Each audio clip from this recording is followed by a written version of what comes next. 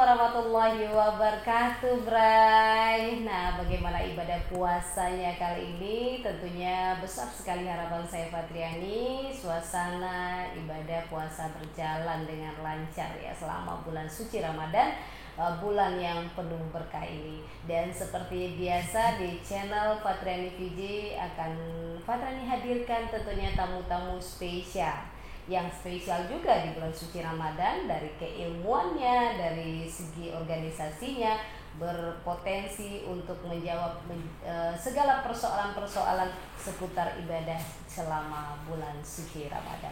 Oke, Bray, saya akan tentunya akan mewawancarai salah satu tokoh yang penting selama bulan suci Ramadan, bukan hanya di bulan suci Ramadan tetapi di hari-hari besar keagamaan. Beliau selalu muncul tentunya untuk hadir di tengah-tengah kita, memberikan kisi-kisi ilmu yang bermanfaat. Ayo, baik, kita ikuti.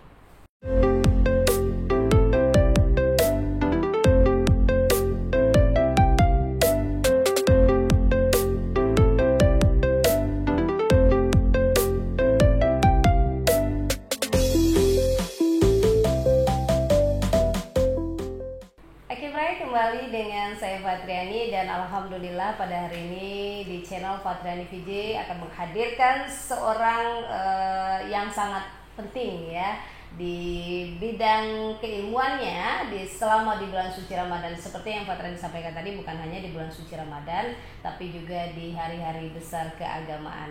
Oke, saya akan perkenalkan, ini adalah Ketua MUI Kabupaten Pelalawan, Majelis Ulama Indonesia Kabupaten Pelalawan, Al-Ustadz Haji Iswadi LCMA ya. Baik, terima kasih. Assalamualaikum Ustadz. Waalaikumsalam warahmatullahi wabarakatuh. Masih sehat? Alhamdulillah. Dan semangat ya? Semangat terus. Dan selama bulan suci Ramadan ini ibadahnya lancar Ustadz? Alhamdulillah. Dan masih dari rumah? Ya. Ini menarik sekali ya, berbicara tentang beribadah dari rumah, karena selama ini kan ada banyak hashtag stay home tentunya ya. Tapi kita tidak membahas mengenai stay home-nya terlalu panjang, tapi kita akan berbicara dulu dari segi organisasi dari MUI ini sendiri. Nah Ustadz, ini sangat penting sekali karena dari Kementerian Agama, kemudian organisasi-organisasi Islam lainnya, tapi ini sangat berperan penting adalah MUI, Majelis Ulama Indonesia Kabupaten Pelalawan. Nah, dari segi peran, nah Ustadz sebagai ketua di sini ya. Nah, dari segi peran MUI sendiri, keberadaannya di tengah-tengah pemerintah daerah ini sebagai apa? Mungkin bisa dijelaskan. Ya. Bismillahirrahmanirrahim. Assalamualaikum warahmatullahi wabarakatuh. Terima kasih Bu Fatriani yang telah hadir di kantor Majelis Ulama Indonesia Kabupaten Pelalawan. Ya. Pertama, Majelis Ulama Indonesia Kabupaten Pelalawan secara umum berperan memang merupakan mitra, ya, mitra dari pemerintah daerah, sehingga memang dalam perjalanannya Majelis Ulama itu bergandengan, karena memang mitra akan selalu bersama dengan pemerintah daerah. Hal ini tentu konsentrasinya adalah dalam bidang keagamaan, maka dia merupakan sodikul hukumah, merupakan mitra strategis pemerintah, sehingga memang ketika ada kebijakan-kebijakan pemerintah daerah dalam hal kaitannya dengan agama, maka disitulah peran kita. Kita akan selalu memberikan masukan, kontribusi kepada pemerintah daerah terkait kebijakan-kebijakan keagamaan, dan kita merasa bahwa kita merasa at home, ya, merasa di rumah sendiri, nah, terutama ketika memang Pemda Kabupaten Pelalawan ingin membuat semacam kebijakan-kebijakan yang berkaitan dengan keagamaan. Nah, ini yang kita rasakan. Yang kedua, Majelis Ulama secara umum juga berperan sebagai pemberi fatwa. Pemberi fatwa, sehingga memang ketika ada hal-hal yang dibutuhkan atau diperlukan satu penjelasan hukum keagamaan, maka disitulah peran Majelis Ulama.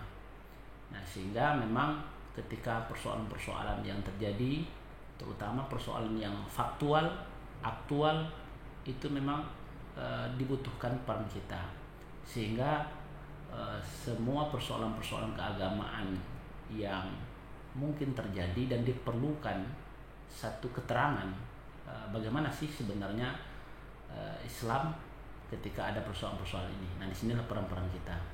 Nah, itu yang kita rasakan, bahwa ternyata peran kita itu ya cukup cukup eksis juga.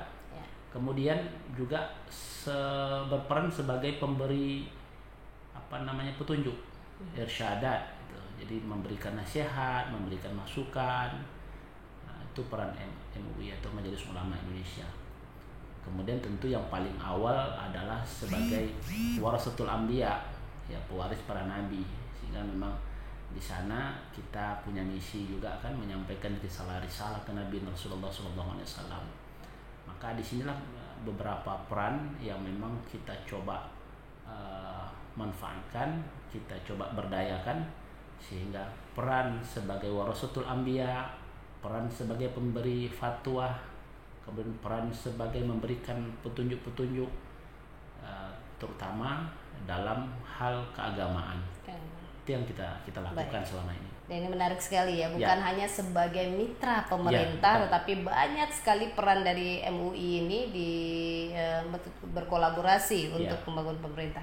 Baik, kemudian ini bicara tentang wabah corona, secara otomatis dari segi peribadahan, dari segi apapun, umat muslim di dunia ada perubahan yang biasanya berbondong-bondong, biasanya berkumpul, biasanya sama-sama istikaf juga di masjid dan lain sebagainya. Saat ini dihimbau oleh pemerintah dan tentunya harus didukung juga oleh Majelis Ulama Indonesia, karena beribadah dari rumah ini sesuatu hal yang kurang lazim beberapa puluh tahun yang belakang ini adalah ada himbauan beribadah dari rumah. Sementara di bulan suci Ramadan inilah berbondong-bondong menggandeng seluruh umat muslim untuk beribadah di luar, beribadah di masjid-masjid tentunya. Ini bagaimana pandangan dari Majelis Ulama Indonesia Kabupaten Pelalawan ini mengenai ajakan pemerintah mengenai stay home, tetap beribadah tetapi dari rumah. Bagaimana tanggapan dari MUI sendiri? Ya, jadi yang perlu kita pahami lebih awal bahwa stay home itu sebenarnya bukan sesuatu yang langsung muncul atau tiba langsung itu keluar seperti itu. Tentunya ada kronologi. Pertama, memang sejak wabah atau pandemi COVID-19 yang terjadi di belahan dunia, hampir 200 lebih itu negara sekarang terkena oleh imbas dari pandemi COVID-19. Itu yang pertama. Kemudian dalam hal itu tentu dalam aturan agama, terutama dalam sistem yang ada di dalam agama kita, bahwa ketika misalnya hukum itu diterbitkan, itu tentu ada kronologinya. Terutama misalnya bahwa dalam agama yang dipentingkan itu adalah maslahah. Maksudnya bagaimana ketika misalnya hukum itu ada, maka sebenarnya apa sih sebenarnya yang ingin diraih gitu. Misalnya dilarang sesuatu, kenapa itu dilarang? Tentu ada kerusakan. Kemudian misalnya ketika diperintahkan, kenapa itu diperintahkan? Berarti ada maslahah. Makanya keywordnya atau kata kuncinya misalnya ketika misal hukum itu dibolehkan atau itu dilarang, berarti di situ ada maslahah. Di situ juga ada sesuatu yang memang kalau seandainya kita lakukan akan menimbulkan mafsadah atau kerusakan. Makanya dalam kaidahnya dikatakan jalbul masalih wa darul mafasid, meraih kemaslahatan dan menolak keburukan. Jadi artinya apapun produk hukum yang dilahirkan itu orientasinya itu dalam upaya untuk meraih kemaslahatan dan menolak kerusakan. Nah, terkait dengan itu, bahwa pandemi COVID-19 yang terjadi ini tentu ini cukup berat yang tantangan yang dihadapi oleh negara. Dan kita juga pasti merasakan itu. Bagaimana misalnya ketika itu terjadi pertama kali di negeri Wuhan di China, itu luar biasa akibat yang ditimbulkan dari virus itu. Nah, sehingga itu ternyata mewabah ke negeri di belahan dunia. Nah, dengan seperti itu tentu ini satu hal yang memang bukan persoalan yang sederhana. Sehingga Majelis Ulama beberapa waktu yang lalu melakukan kajian terhadap persoalan-persoalan ini, karena ini kaitannya dengan ibadah orang. Karena itu ada ke masjid, ada ke musola, kemudian ada misalnya di keramaian kerumunan orang ramai. Karena kalau kita lihat dalam informasi yang kita terima, ini virus yang tidak nampak, yang tidak nampak dan tak bisa kita deteksi seperti biasa. Ini mudah diidentifikasi, nggak seperti itu, sehingga memang kita perlu kehati-hatian. Makanya terbitlah fatwa MUI bagaimana penyelenggaraan ibadah dalam situasi wabah COVID-19 ini. Nah, secara umum Majelis Ulama Pusat itu sudah membuat fatwanya. Fatwa semacam himbauan? Fatwa itu fatwa secara umum. Ya. Kemudian setelah fatwa itu diterbitkan, tentu itu akan diturunkan ke Majelis Ulama provinsi, kabupaten, sehingga kemudian kita melihat dalam fatwa itu perlu kembali kita memberikan penjelasan. Karena bagaimanapun fatwa itu diterbitkan, ini kan berlaku secara umum. Nah, akan berbeda misalnya kondisi ketika kita berada misalnya di daerah-daerah. Ini perlu ada penyesuaian. Nah, penyesuaian itu bukan berarti kita akan keluar dari ranah fatwa itu. Artinya bagaimana caranya kita menerapkan itu. Apalagi misalnya yang jadi heboh itu kan mengidentifikasi ada zona merah, zona kuning, zona hijau. Ini kan sesuatu yang memang perlu kita lihat seperti apa sih sebenarnya zona-zona yang seperti itu. Nah, akhirnya terkait dengan itu maka keluarlah himbauan dari kita Majelis Ulama setelah kita berkoordinasi dengan unsur pimpinan dan komisi fatwa juga. Nah, akhirnya kita terbitkanlah himbauan Majelis Ulama terkait tentang ikhtiar untuk memutus mata rantai penyebaran COVID-19 itu secara umum. Nah, di sini juga dimuat terkait juga bagaimana misalnya orang ketika ingin beribadah di masjid-masjid atau musola, kemudian bagaimana juga masjid, apakah mereka tetap membuka secara umum untuk peribadatan oleh jamaah-jamaah. Dalam imbauan itu kita juga tidak mengatakan harus ditutup sebenarnya. Tidak ditutup, azan dikumandangkan. Tetap seperti normalnya. Cuman memang kita tidak ingin akan menimbulkan kedatangan orang ramai. Yang dihindari kan kerumunannya yang kita hindari. Jadi memang kadang-kadang informasi seakan ini masjid kok ditutup gitu kan. Padahal sebenarnya bukan ditutup. Karena masjid ketika azan tetap diazan gitu. Sehingga memang jangan juga memang kita menutup habis sehingga memang tidak ada aktivitas sama sekali gitu. Jadi ini juga harus menjadi perhatian kita gitu. Baik, artinya dari MUI sendiri mulai dari fatwa dan himbauan masjid tersebut tetap buka, tapi maksudnya melantunkan azan dan lain sebagainya, tapi tidak menghimpun banyak orang, membuat keramaian, tetapi mungkin saja imam, mungkin masih ada, Ustaz ya, baik. Kemudian artinya masih tetap menghimbau masyarakat beribadah di rumah.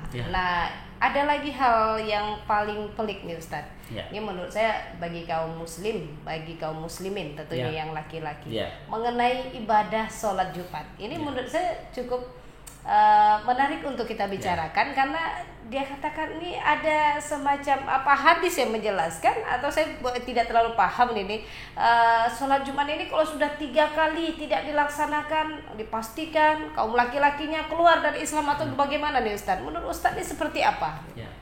Yang pertama begini, yang harus kita dudukkan dulu bahwa bagi kawasan atau wilayah yang memang tingkat potensi penularannya tinggi, maka boleh mereka meninggalkan sholat Jumatnya dan menggantinya dengan sholat fardu, yaitu sholat zuhur 4 Zuhur. rakaat. Baik. Nah, posisi meninggalkan sholat Jumat diganti dengan sholat zuhur itu prinsipnya bukan dalam rangka meninggalkan ibadahnya pada waktu zuhurnya itu. Ya. Terus diingat. Jadi artinya bagi kawasan atau wilayah yang potensi penularannya tinggi, maka boleh dia tidak melaksanakan sholat Jumatnya, tapi menggantinya dengan sholat zuhur 4 rakaat. Artinya posisi meninggalkan sholat Jumat kemudian diganti dengan sholat zuhur itu bukan berarti sholatnya kita tinggalkan, ya kan? Artinya tetap terlaksana kewajiban pada waktu zuhurnya itu. Nah, kebetulan karena memang harinya Jumat, ada sholat Jumat, kemudian diganti dengan sholat zuhur, itu bukan berarti kita meninggalkan sholat pada waktu itu. Baik. Jadi artinya kalau seandainya 3 kali kita meninggalkan ibadah pada hari Jumat itu tadi, kemudian kita ganti dengan sholat zuhur, ya logikanya itu tidak berarti kita meninggalkan sholat kita, tetap berjalan seperti normal. Artinya secara umum tentu ibadah kita tidak tertinggal sebenarnya gitu. Cuma memang karena kondisinya pada saat ini tidak didukung oleh lingkungan atau kondisi yang kondusif, maka memang kita tidak bisa melaksanakan sholat Jumat seperti normal yang kita lakukan. Jadi artinya wallahu alam, mudah-mudahan ini Allah Maha tahu semua bahwa memang ini bukan dalam rangka meninggalkan sholat Jumatnya. Jadi artinya hadis itu berlakunya tentu dalam kondisi yang normal. Kalau seandainya dalam kondisi tidak normal, ya sesuatu yang tak boleh juga jadi boleh gitu. Baik. Misalnya kita sama seperti misalnya kita ke hutan, kemudian kita terkurung atau nyasar kan, kemudian tidak stok makanan kita habis, kita mau nyari makan nggak ketemu kan. Lalu misalnya yang ada itu adalah makanan yang terlarang. Ya pertanyaannya, boleh nggak kita memakan sesuatu yang terlarang itu? Iya, dalam rangka apa? Dalam hajat kita supaya kita hidup. Ya. Nah dalam konteks fikih, maka sesuatu yang terlarang seperti itu dalam kondisi ingin menyelamatkan nyawa kita, menjaga jiwa kita, maka boleh saja kita memakan sesuatu yang terlarang. Artinya pada saat itu sesuatu itu memang bukan menjadi sesuatu yang haram.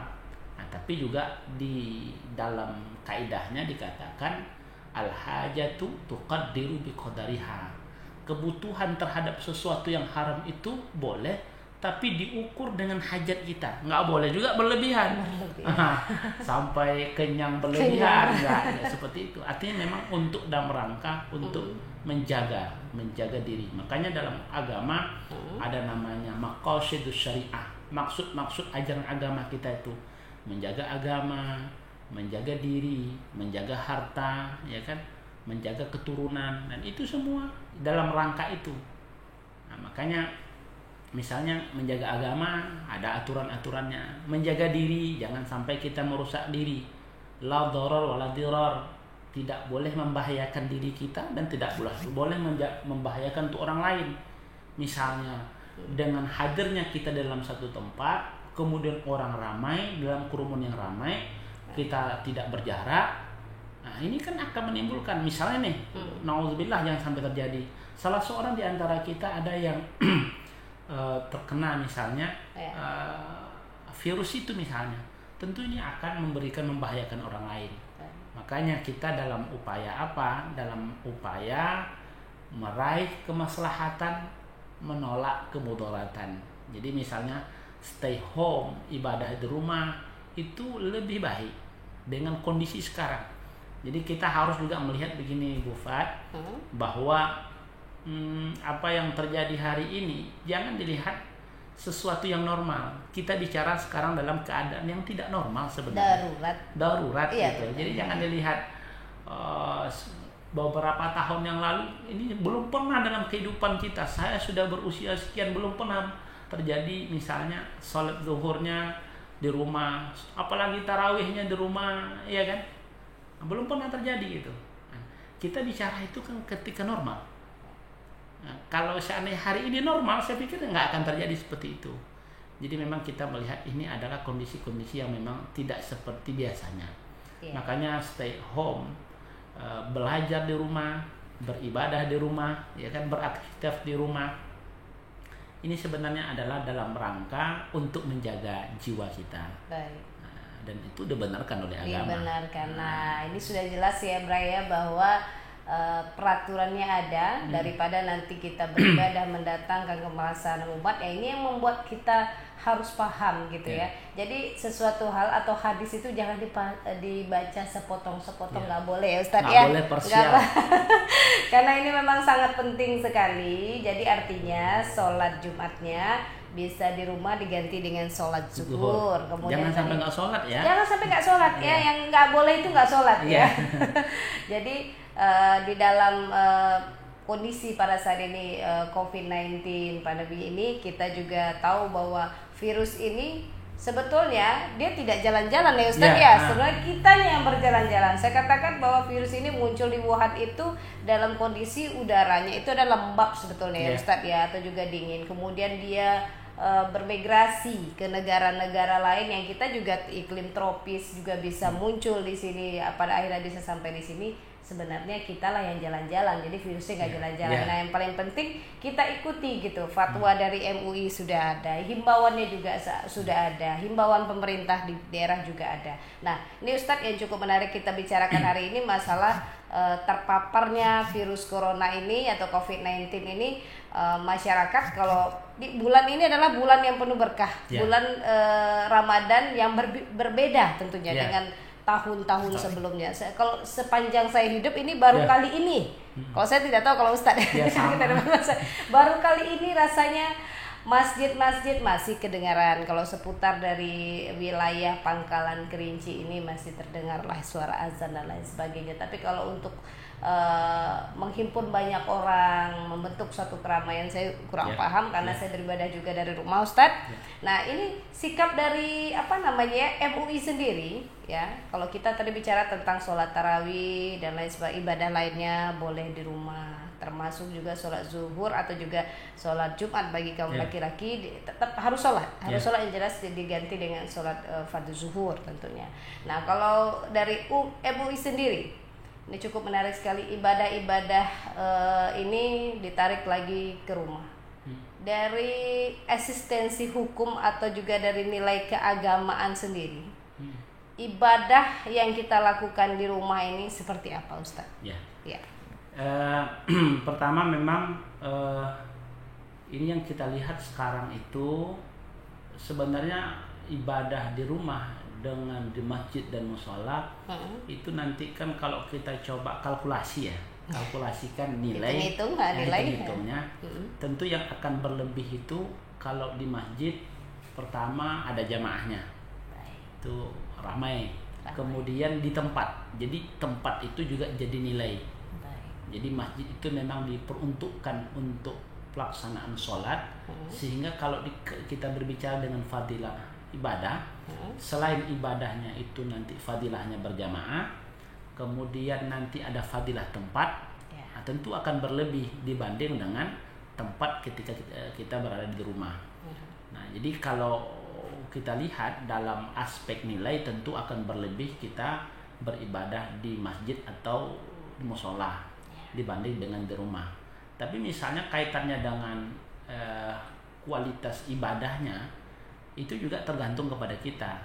Misalnya kita sholat tarawih di rumah, maka tarawih di rumah dengan tarawih di masjid tentu yang akan membedakan itu adalah tempatnya, nilainya kan begitu. Tapi misal kalau di rumah, kalau coba kita pertegas kembali, misalnya sholat tarawihnya kita berjamaah dengan keluarga kita, ada yang jadi imam, ada yang jadi makmum.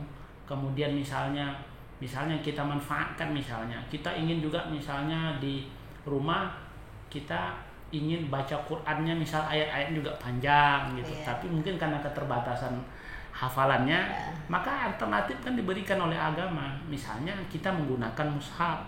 Jadi boleh misalnya ketika imam dia sholat, kemudian dia tidak hafal Quran, dia ambilnya mushaf, dia pegang mushaf, kemudian dia baca ayat itu. Jadi caranya boleh seperti itu. Boleh. Ya. Misalnya kita menggunakan media lain, misalnya mediumnya ada semacam meja. Ya. Nanti ketika Al-Quran setelah kita baca misalnya Al-Fatihah, baca ayatnya ambil aja mushafnya kita baca, atau misalnya sudah ada media yang tinggal kita tarik seret aja, nanti kita baca. Setelah sampai 1 lembar misalnya, kita baca 1 lembar, geser lagi kita baru ruku. Nah, itu salah satu bentuk yang diberikan oleh ajaran agama, kemudahan-kemudahan yang bisa kita lakukan. Itu boleh, Ustaz? Boleh seperti itu. Jadi misalnya nih kita punya mushaf kecil, sholat imam, setelah baca Fatihah mau baca ayat, kita pengen baca ayat seperti yang di masjid-masjid sampai 1 juz ya, 1 malam. Nah, kita bagi aja itu, misalnya kita mau berapa rakaat gitu. Nanti setelah baca Fatihah kita ambil mushafnya, kita ini pegang. Jadi sekedarnya tangan ditaruh di sini, mushaf dilihat sambil baca Bismillahirrahmanirrahim, baca mushafnya. Nanti setelah itu udah selesai, tutup lagi, taruh dalam, Allahu Akbar, ruku kita. Masya Allah. Begitu seterusnya. Nanti pada rakaat kedua ambil lagi mushafnya. Nah, ini dibenarkan oleh agama, asal memang kita seperlunya gerakan itu, ambil mushaf ya kan, seperlunya itu boleh, nggak ada masalah. Artinya apa? Ketika agama memberikan ruang seperti ini, jangan juga kita merasa ketika kita beribadah di rumah nggak enak ya, seakan-akan ini, padahal sebenarnya kita sekarang sedang menghadapi situasi yang nggak normal gitu. Makanya ketika misalnya seseorang itu meninggalkan sholat Jumatnya karena kondisi tidak normal, potensinya memang tinggi penularannya, maka boleh sebenarnya kita merasakan udah terbiasa, tapi sedih ya, kayak mana nih kok bisa sholat ke masjid. Tapi jangan membuat kita merasa bersalah bahwa kita memang seakan meninggalkan sholat itu, enggak.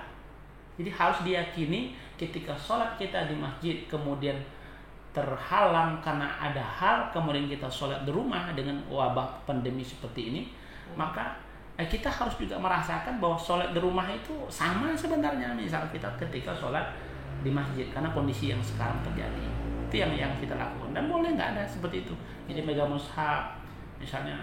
Kadang-kadang kan suami nggak enak juga nih, ayatnya Qul huwallahu ahad, autornya kemana lagi nih, mau diputar-putar ya, Al-Ikhlas tuh. Terus boleh nggak? Boleh, nggak ada masalah. Baik, nah ini menarik sekali ya Bray. Artinya apa? Saya sendiri di channelnya Fatriani VJ dapat satu ilmu yang selama ini saya tidak ketahui, bahwa sebenarnya saya juga melakukan hal yang sama. Saya juga tidak terlalu banyak hafal ayat-ayat, jadi saya tuh melihat di YouTube saja. Jadi melihat di YouTube, saya lihat ada imam-imam kecil itu menggunakan, tapi kok di negeri di luar itu kan banyak peralatan itu ya. Maksudnya ada standingnya sendiri, dia letakkan Al-Quran di situ, nanti dia tinggal balik saja gitu kan. Alhamdulillah. Jadi kali ini sudah muncul ilmu-ilmu baru, bahwa di rumah nggak usah malu lagi sama istri atau sama umum kita nggak hafal ayat Al-Quran, tapi sudah dibenarkan tadi.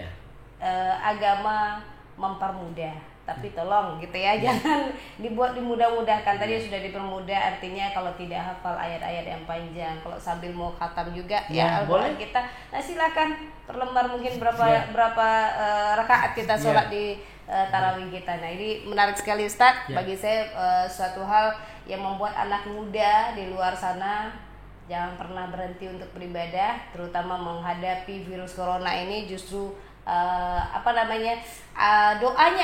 doanya semakin lebih panjang lagi ya. Sebenarnya ini menarik nih, di ujung nanti saya minta Ustadz untuk mendoakan, karena saya suka ayat-ayat yang dia bacakan, saya suka nih Ustadz. Kita sudah membahas mengenai sholat Jumat, kita sudah membahas mengenai ibadah sholat tarawih atau ibadah-ibadah lain. Yang cukup menarik adalah setelah kita beribadah melaksanakan puasa di bulan Ramadan, tentu nanti kita insya Allah akan menghadapi, menyongsong hari kemenangan atau juga Idul Fitri. Ustadz bisa sampaikan bagaimana teknik ke depan kalau masih virus corona ini berlangsung, apa yang ingin Pak Ustadz sampaikan? Jadi dengan kondisi sekarang yang terjadi, kita masih dalam situasi katakanlah dalam kondisi situasi yang memang tidak aman, karena memang masih dalam situasi wabah COVID-19. Kemudian sekarang kita sudah berada di bulan suci Ramadan, di pertengahan. Insya Allah Allah panjangkan umur kita akan bisa mengakhiri Ramadan ini dengan ibadah puasa Ramadan. Tentu yang menjadi catatan kita tentu nanti setelah Ramadan. Setelah Ramadan tentu ada lagi aktivitas ibadah lainnya seperti sholat Idul Fitri. Nah ini juga menarik. Kenapa? Karena memang sekarang banyak jamaah yang bertanya bagaimana ini Idul Fitri kita, apakah seperti biasa juga kita akan laksanakan, akan mengerahkan kerumunan orang ramai. Dan memang di dalam hukumnya dikatakan bahwa Idul Fitri itu ahsannya, baiknya kita kerjakan atau laksanakan di lapangan gitu. Begitu, karena memang ingin menghadirkan orang ramai, karena memang disitulah kebahagiaan. Artinya tidak ada lagi pemisah antara ini semiskin, ini sekaya. Bahkan dalam petunjuk ajaran agama yang mulia dikatakan wanita yang haid pun, kalaupun dia tidak bisa sholat Idul Fitri, dia juga hadir. Disunahkan hadir. Makanya kita cari tempat yang sedikit mereka tidak terhalang untuk masuk ke dalam tempat itu. Di antaranya kan lapangan kan begitu. Nah terkait dengan itu tentu nanti kaitan dengan ibadah. Seperti apa ini sekarang ke depannya terkait dengan sholat Idul Fitri. Nah pertama ingin saya sampaikan bahwa kita masih menunggu bagaimana petunjuk dari Majelis Ulama Indonesia Pusat terkait dengan pelaksanaan ibadah Idul Fitri. Tapi paling tidak, kalaupun kondisinya tidak dimungkinkan nanti, ya artinya kesimpulannya kita juga beraktivitas di rumah, maka sebenarnya sudah ada petunjuk agama yang sudah memberikan sinyal kepada kita. Andai kata kondisinya itu semakin sulit kita untuk hadir dalam kerumunan yang ramai, maka nanti boleh kita melaksanakan sholat Idul Fitrinya itu di rumah. Di rumah? Boleh dilaksanakan di rumah. Bahkan dikatakan boleh sendiri-sendiri. Ini boleh dilihat atau dirujuk dalam referensi Mukhtasar kitabnya Imam Syafi'i, Mukhtasar Al-Um. Mukhtasar Al-Um itu ringkasan kitab yang besar, itu kitab Imam Syafi'i, namanya kitab Al-Um. Jadi Mukhtasar Al-Um itu adalah ringkasan kitab Al-Um. Di sana dikatakan bahwa boleh kita melaksanakan sholat Id itu munfarid. Munfarid itu artinya sendiri-sendiri. Ya kita sholat aja seperti layaknya sholat Idul Fitri seperti kita lakukan, ya tapi sendiri-sendiri. Tapi misalnya dalam hal misalnya kita ada orang lebih di rumah, entah itu 4 sampai 5 orang, maka boleh sih kita berjamaah. Berjamaah. Boleh berjamaah gitu. Sekeluarga ya. Sekeluarga berjamaah, ada imamnya, ada makmumnya, kemudian kan seperti layaknya seperti kita sholat. Cuman memang kita tidak lagi seperti datang ke tempat keramaian. Nah, insya Allah nanti kita akan coba update ya, terutama nanti bagaimana tata cara pelaksanaan sholat Idul Fitri kalau seandainya memang kondisi ini memang tetap mewajibkan kita, atau memang harus kita masih stay home, maka nanti seperti apa yang mudah-mudahan nanti kita bisa menyampaikan, entah itu ada semacam tutorial baik Ustaz. Ini luar biasa. Di ujung pembicaraan atau wawancara kita hari ini Ustaz, yang ingin Ustaz sampaikan ke masyarakat, dan tentu saya ingin juga di channel Fatriani VJ ini Ustaz tutup dengan tausiah, dan kalau boleh sedikit doa terakhirnya nanti tentunya sangat bermakna bagi para subscriber yang Fatriani VJ yang ada di channel Fatriani VJ. Nah silakan Ustadz, mungkin himbauan kemudian semacam tausiah dan diakhiri dengan penutup doa tentunya. Silakan Ustadz. Ya. Assalamualaikum warahmatullahi wabarakatuh. Sahabatku dimanapun Anda berada, pertama, apa yang terjadi hari ini merupakan salah satu ketentuan yang harus kita yakini datangnya dari Allah Subhanahu wa taala. Artinya inilah takdir Allah yang Dia takdirkan untuk kita sebagai umatnya. Yang paling bijak itu adalah bagaimana kita merespon setiap kejadian peristiwa yang terjadi itu, kita ambil hikmah. Yang paling terpenting.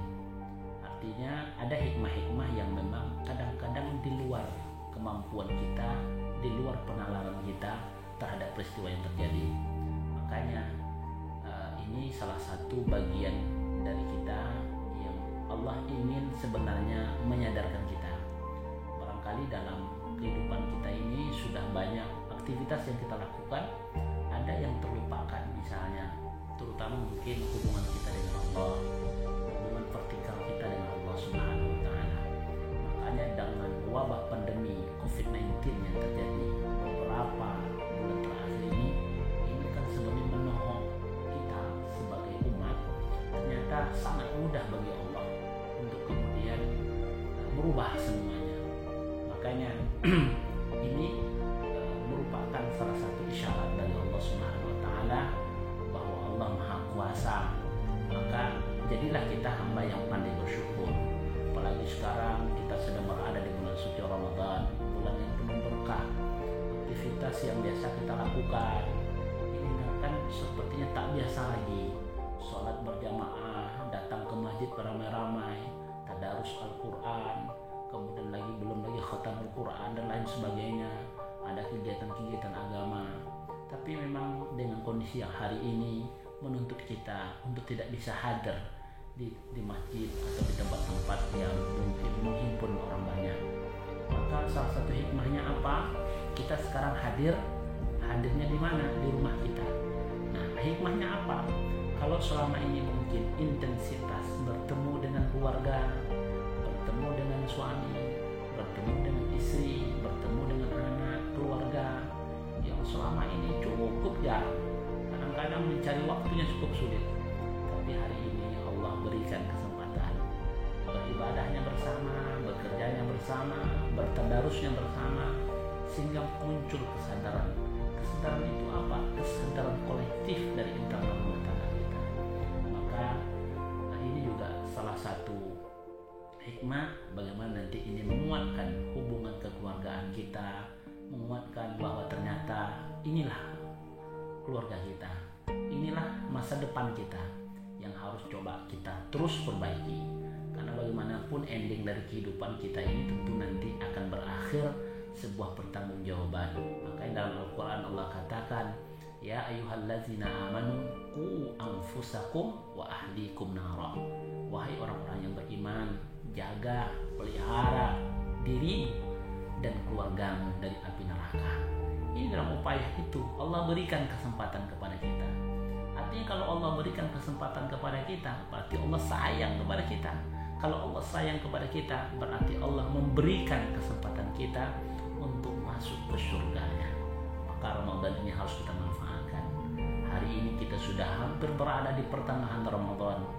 Evaluasi kita adalah sudah berada di pertengahan, sudah berapa yang kita perbuat, sudah berapa aktivitas ibadah yang kita lakukan, maksimalkah kita atau kita menganggap masih biasa. Jangan kita menjadi orang yang menyesal setelah keluar Ramadan. Ramadan datang kita tenang, tapi Ramadan pergi baru kita mulai rasa kenapa kemarin tidak beraktivitas maksimal. Tapi hari ini kita ingatkan Ramadan adalah kesempatan kita untuk menjadikan madrasah sekolah kita agar ke depan kita jauh lebih baik. Yakin dan percaya COVID-19 yang terjadi hari ini akan bisa merubah peradaban kita, akan bisa merubah peradaban rumah tangga kita, peradaban lingkungan kita, bahkan dalam skop yang lebih luas akan bisa merubah peradaban dunia.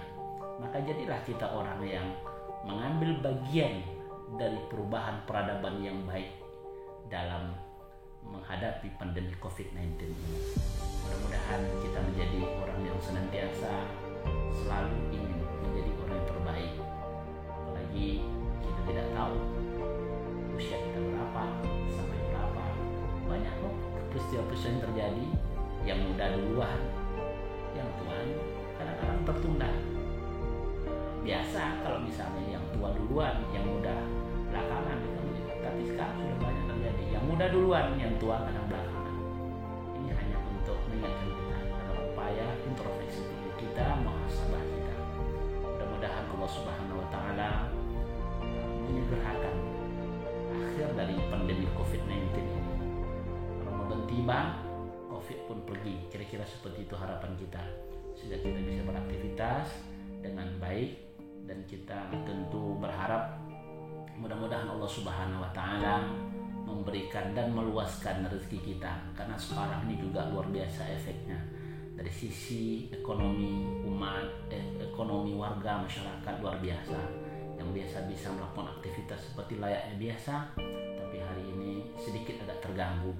Tapi yakinlah bahwa sesungguhnya Allah tidak akan membebankan suatu pekerjaan itu kecuali dengan kesanggupan kita. Kalau hari ini Allah sedikit kungkung ya, Allah sedikit persulit usaha kita, tapi yakin dan percaya dengan penuh kesabaran, minta tolong kepada Allah, tingkatkan ibadah kita, insya Allah di masa yang akan datang Allah akan permudah itu semua, Allah akan ganti itu semua. Apalagi doa kita ketika berada Ramadan ini adalah doa yang diijabah oleh Allah. Sampai hadis Nabi dikatakan ada 3 kelompok, 3 orang yang di dalam Ramadan ini salah satunya doanya tidak tertolak. Apa itu? Yaitu orang yang berpuasa hatta yuftira. Jadi as-shaim hatta yuftir. Orang yang berpuasa sampai berbuka doanya tidak tertolak. Maka inilah kesempatan yang panjang bagi kita sebenarnya untuk mengadukan diri kepada Allah Subhanahu wa taala. Untuk itu mari kita amini doa. Mudah-mudahan Allah Subhanahu wa taala ijabah doa-doa orang-orang yang berpuasa ini. A'udzubillahi minasyaitonir rajim. Bismillahirrahmanirrahim. Alhamdulillahirabbil alamin. Wassalatu wassalamu ala asrofil anbiya'i wal mursalin wa ala alihi wa sahbihi ajma'in. Allahumma hablana min azwajina wa dzurriyyatina qurrata a'yunin waj'alna lil muttaqina imama. Allahumma inna na'udzubika minal hammi wal hazan wa na'udzubika minal ajzi wal kasal wa na'udzubika minal jubni wal bukhul wa na'udzubika min ghalabati ad-dain wa qahri al-rijal. Allahumma inna na'udzubika minal maras wal junun wal juzam min sayyi'il asqam bi rahmatika ya arhamar rahimin. Allahumma zidna wa la tanqusna wa akrimna wa la tuhinna wa atina wa la tahrim alaina wa asirna wa la tu'sir alaina wa ahdina wa ad'anna bi rahmatika ya arhamar rahimin. Allahumma la tada'ana fi maqamina hadha dhanban illa ghafarta wa la hamman illa farajta wa la daynan illa qadaita wa la maytan rahimta wa la hajatan min hawaijid dunya illa qadaitaha ya arhamar rahimin. Allahumma rabbana